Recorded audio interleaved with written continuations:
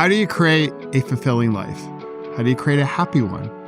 Two big questions that we seem to be always wrestling with, especially as we turn into a new year.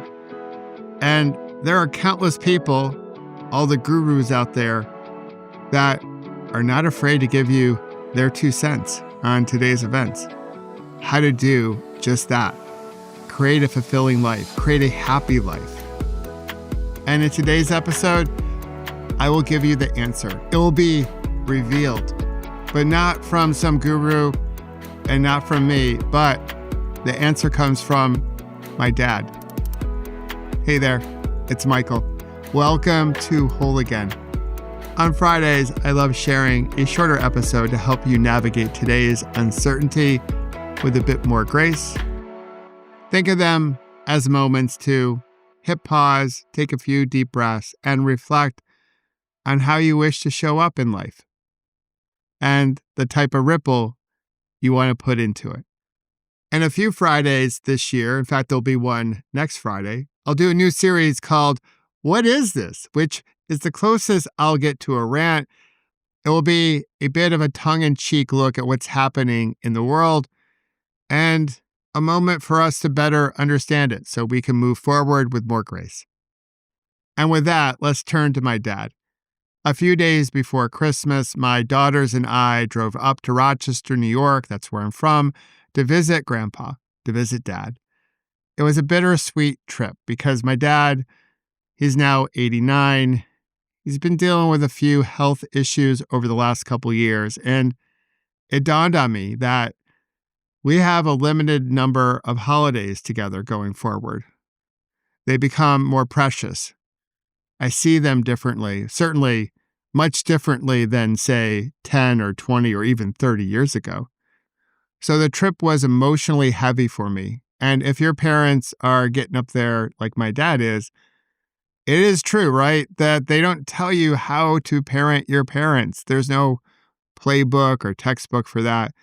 It's tough. And we're all trying to figure it out. Some days we get it right. Other days we're just a bit outside, wide of the target. But we try to take it, as my dad would say, one day at a time. After breakfast at his favorite breakfast spot, the All-American Diner, they all know him there. It's in Fairport, New York. We took a drive because that's what we do. We take a drive.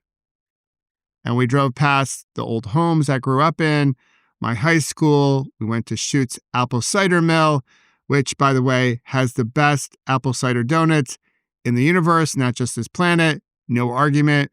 Hands down, the best.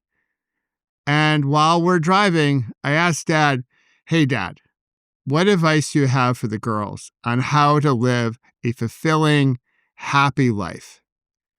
And he thought about it for a sec. He said, well, gosh, I'm not really good at these types of questions.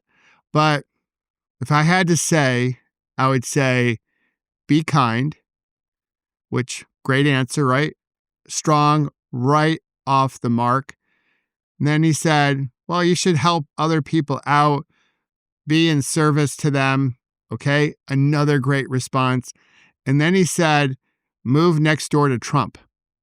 And then, with beautiful timing, a wonderful theatric pause, he said, no, just kidding. That guy is bad news. I didn't like him when I first saw him on that show.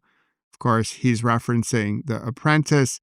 And then he did something that I just love about my dad.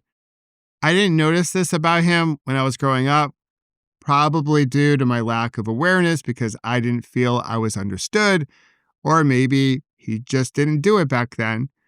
But anywho, he does it now, and he tends to laugh at his own jokes. So he cups his hand and he just giggles into his hand or whispers something like he shouldn't be talking out loud, like he's back in Catholic school. It's so funny. He just giggles and the girls giggle and everyone laughs.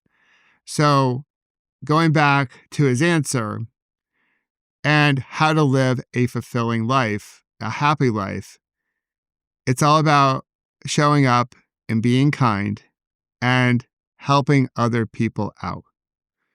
And then we can put the whole Trump thing on the back burner. Here's a little bit more about my dad for greater context. We didn't have a lot growing up. We were a motel, not a hotel, not a Holiday Inn kind of family. We shopped at Sears, the outlet malls for factory defects, and we were thrifting before thrifting became cool. My mom and dad didn't save for our college, and they didn't have really a lot going into retirement. So we didn't have a lot. But I can say this about my dad. He has been wealthy from the inside out his whole life because he indeed lived the advice he was sharing. He would show up with kindness and he would show up in service to help others. He never had a 6-step morning routine. He probably hasn't had an acai berry in his whole life. He's never taken creatine, nor has he journaled, listened to a podcast, including mine, or meditated. And he's never bowled alone, like literally, because we're a family of bowlers. He bowled his whole life, therefore I became a bowler, but he never bowled alone. Everyone knew who he was because he made life about others, not himself. He is really proud of the life he's created. It's been about kindness, it's been about others, and he has practiced what he's preached. He hasn't written a book about it. He hasn't gone on a big speaking tour. He's just shown up consistently, making it about others and being kind. So back to the question, how do you create a fulfilling life? How do you create a happy one? Well, I think my dad got it right. As he would say, he nailed it. Sometimes we overcomplicate things here, especially in America. We take something that's quite simple and we mess it up. We really do. So if you wish to strip away the ego and create a wealthy from the inside out kind of life, and take the approach that will also create wealth that you can use to support your family and yourself, my dad offers sage advice. And that bit about not moving next to that chucklehead, I think that's also pretty good as well. Just saying. Being kind and being in service of others will help you feel whole again, whatever that happens to mean for you.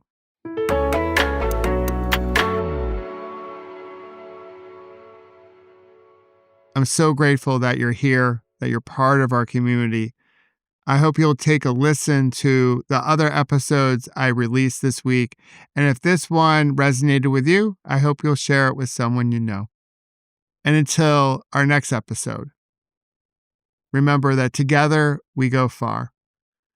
And when we do, we put a beautiful ripple into the world.